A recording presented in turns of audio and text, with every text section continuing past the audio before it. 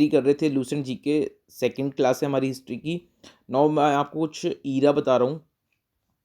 तो ये ईराज और उसके आगे जो रिमार्क्स हैं वो बता रहा हूँ। तो ये ईराज का मतलब होता है पीरियड, जो अपने युग सुनेंगे, युग पीरियड, ठीक है। तो ये कुछ पीरियड्स बता रखे हैं आपको, तो उनके बारे में कुछ रिमार्क्स आपको पता होने चाहिए। और ये पीरियड कब से स्टार्ट हुए हैं, ये ईरा कब से स्टार्ट हुआ है, ये इंपॉर्टेंट नहीं है।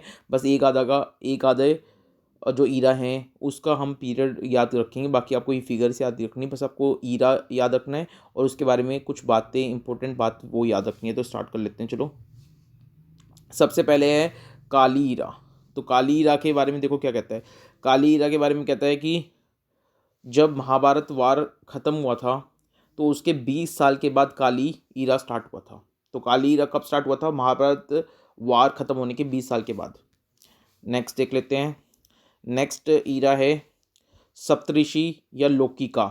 सप्तऋषि या लौकिका ईरा है, ये देख लेते हैं वो कब स्टार्ट हुआ था। तो ये कह रहा है कि started after the expiry of 25 काली, यानी जो इसका मतलब ये जो काली ईयर है, तो काली ईयर के जब 25 साल बीत गए थे, तो 25 साल बीतने के बाद ये लौकिका ईयर या सप्तऋषि ईयर स्टार्ट, लौकिका ईरा या फिर सप्तऋषि ईरा स्टार्ट हुआ था after the expiry of 25 year of Kali year. तो काली ईयर के 25 साल बीतने के बाद लौकिका या सप्तऋषि ईरा स्टार्ट हुआ था। नाउ नेक्स्ट है विक्रमा ईरा या कृता ईरा या मालवा ईरा। तो देखो, जो राजा विक्रमादित्य थे, उज्जैन के लोकल किंग थे। मालवा रीजन में एक है उज्जैन, जिसको पहले उज्जैनी बोलते थे। वहाँ के जो लोकल किंग थे, जब उनको राजगद्दी सॉरी तो उन्होंने ये विक्रमा ईरा स्टार्ट किया था या मालवा ईरा स्टार्ट किया था। ये किस लिए स्टार्ट किया था इन्होंने? तो जब इनको साकास के ऊपर विक्ट्री मिली थी, तो विक्रमा को जब साकास के ऊपर विक्ट्री मिली थी, तो अब उसकी याद में इन्होंने, विक्रमादित्य ने विक्रमा ईरा स्टार्ट किया था। विक्रमा ईरा को और क्या बोलते हैं हम? कृत्य या मालवा ईरा। नाउ साका ईरा बड़ा इंपॉर्टेंट है। 78 AD से ये स्टार्ट होता है साका ईरा। अब ये इंपॉर्टेंट क्यों है? तो देखो, साका ईरा एक विक्रमा ईरा भी आप देख लो कब से स्टार्ट होता है। तो विक्रमा ईरा स्टार्ट होता है 58 या 57 BC। कोई भी ऑप्शन में अगर 58 हो तो 58 BC लगा देना, और ऑप्शन में 57 BC हो तो 57। ऐसा नहीं होगा कि ऑप्शन में आपको 57 58 BC दोनों ही हो। तो 58 BC याद रखो। अब 58 BC में विक्रमा ईरा स्टार्ट हुआ था बस।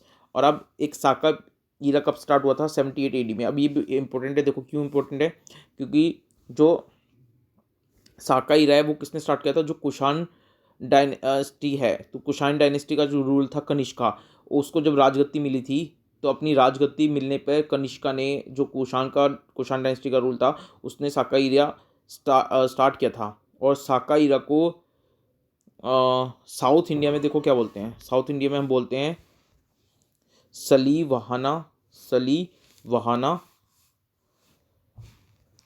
स्काब्दा, SAKABDA, सलीवाहना स्काब्दा बोलते हैं साका हीरो को साउथ इंडिया में। अब एक इंपॉर्टेंट क्यों है? तो देखो, आपको पता है कि अभी जो कैलेंडर यूज़ करते हैं हम, उसका नाम है ग्रिगोरियन कैलेंडर। और इस ग्रिगोरियन कैलेंडर के साथ साथ गवर्नमेंट ऑफ इंडिया ने 22 मार्च 1957 में जो ये साका ईरा है, इसको भी अपना नेशनल कैलेंडर अडॉप्ट कर लिया है। तो साका ईरा को, यानी साका संवाद को ग्रिगोरियन कैलेंडर के साथ में हमारी गवर्नमेंट ऑफ इंडिया ने 22 मार्च 1957 को साका ईरा को, साका संवाद को नेशनल कैलेंडर अडॉप्ट कर लिया है विद ग्रिगोरियन कैलेंडर। ठीक है। तो साका संवाद को नेशनल कैलेंडर कब अडॉप्ट किया था गवर्नमेंट ऑफ इंडिया ने? 22 मार्च 1957 में। ठीक है। नौ आपको एक बात कहता हूँ, जो अभी जो कैलेंडर आप देखते हो वो ग्रिगोरियन कैलेंडर है। और ग्रिगोरियन कैलेंडर तो हर जगह एक्सेप्टेड है, लेकिन जो गवर्नमेंट ऑफ इंडिया है उसने कुछ ऑफिशियल पर्पज़ के लिए साका ईरा को भी, साका पीरियड के कैलेंडर को भी नेशनल कैलेंडर अडॉप्ट कर रखा है ऑफिशियल पर्पज़ के लिए। और कब अडॉप्ट किया था? ये 22 मार्च 1957 में किया था। और साका पीरियड को साउथ इंडिया में क्या बोलते हैं? सलीवाहना स्कब्दा बोलते हैं साउथ इंडिया में। 78 AD में साका पीरियड स्टार्ट हुआ था।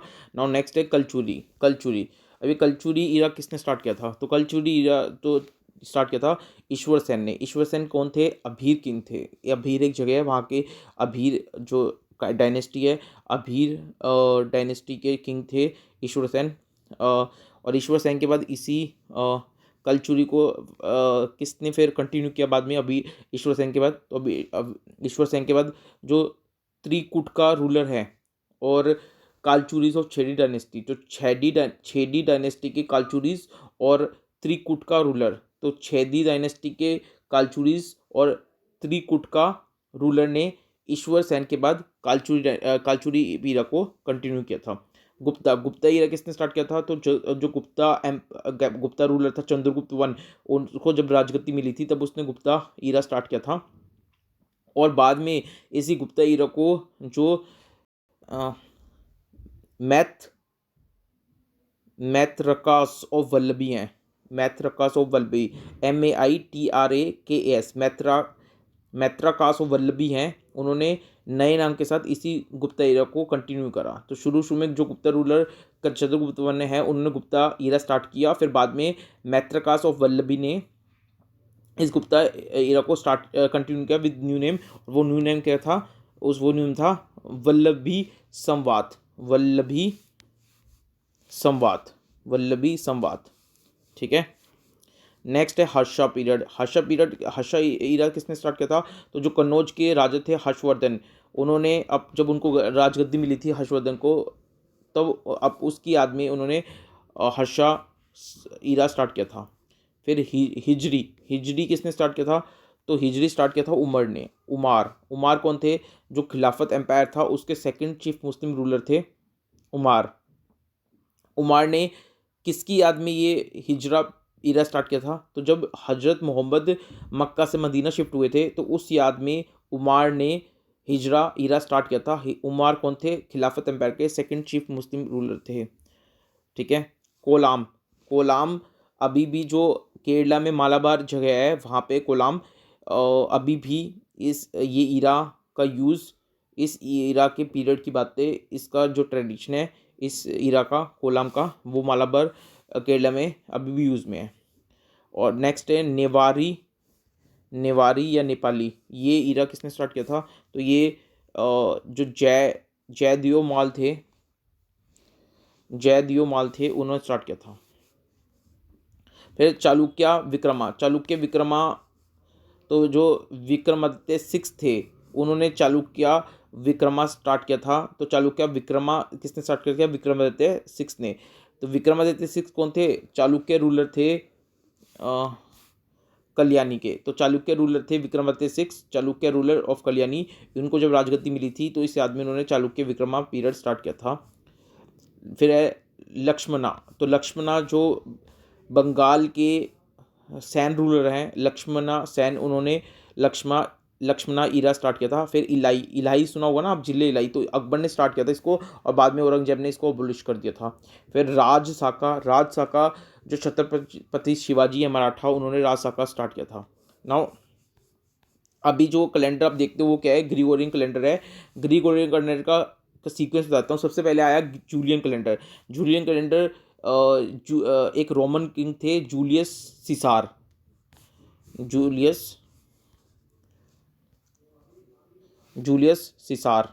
तो ये जो जूलियस सीसार थे रोमन किंग, इन्होंने जूलियन कैलेंडर इंट्रोड्यूस किया था। फिर इसको आगे फर्दर मॉडिफाई करके क्या बना दिया गया, क्रिश्चियन कैलेंडर बना दिया गया।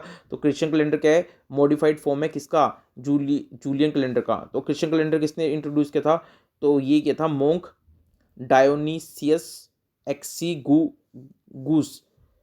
डायोनीसियस की स्पेलिंग देख लो, DIONYSIUS, डायोनीसियस एक्सीगस, EXIGUS। तो मोंक डायोनीसियस एक्सीगस ने क्रिश्चियन कैलेंडर इंट्रोड्यूस किया था। और फिर बाद में क्रिश्चियन कैलेंडर को मॉडिफाई करके क्या बना दिया गया, ग्रिगोरियन कैलेंडर बना दिया गया। और ग्रिगोरियन कैलेंडर किसने इंट्रोड्यूस किया था, जो रोमन पोप ग्रिगोरी 13 थे। तो रोमन पॉप ग्रिगोरी 13 ने ग्रिगोरियन कैलेंडर इंट्रोड्यूस किया था। तो आपको ये आता है जो कि सबसे पहले आया जूलियन कैलेंडर, फिर आया क्रिश्चियन कैलेंडर, फिर आया ग्रिगोरियन कैलेंडर। और अभी कौन सा कैलेंडर हम यूज़ करते हैं वो है ग्रिगोरियन कैलेंडर। इंडिया में ग्रिगोरियन कैलेंडर के साथ साथ जो साका संवाद है उसको भी ऑफिशियली कैलेंडर अडॉप्ट किया गया है गवर्नमेंट ऑफ इंडिया की तरफ से। ठीक है। नाउ नेक्स्ट अभी जो जितने भी ईराज आपने पढ़े हैं वो सारे ईराज या तो अभी कहीं ना कहीं किसी स्पेसिफिक रीजन में चलते हैं या फिर ख़त्म हो गए हैं। ठीक है, नेशनल कैलेंडर क्या है? तो नेशनल कैलेंडर आपको पता है साका संवाद को भी गवर्नमेंट ने ऑफिशियल पर्पज़ के लिए नेशनल कैलेंडर अडोप्ट किया गया है, और जो ग्रिगोरियन कैलेंडर है वो तो प्रैक्टिकली हर जगह अवेलेबल है। ठीक है, फिर नेक्स्ट है कुछ पीरियड की बात करते हैं। पहले है by partite division. By partite division, BIPARTITE, by partite division अगर बोले तो हम बोलेंगे हिस्ट्री दो पार्ट में डिवाइड है, एक है प्री हिस्टोरिक पीरियड और एक है हिस्टोरिक पीरियड।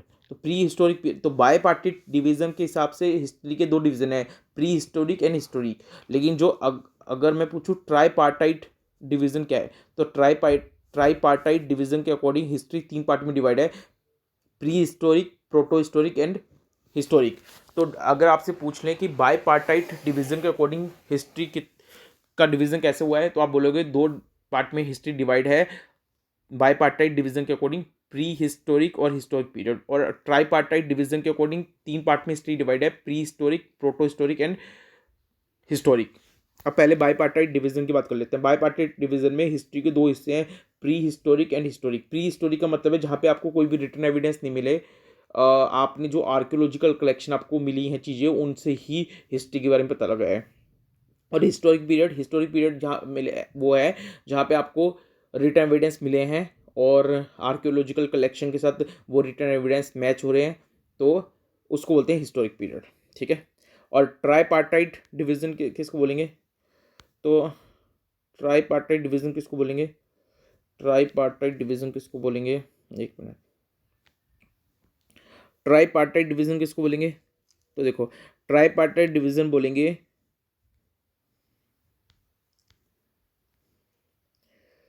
जब हिस्ट्री को हम तीन पार्ट में डिवाइड कर देते हैं, pre historic, proto historic and historic.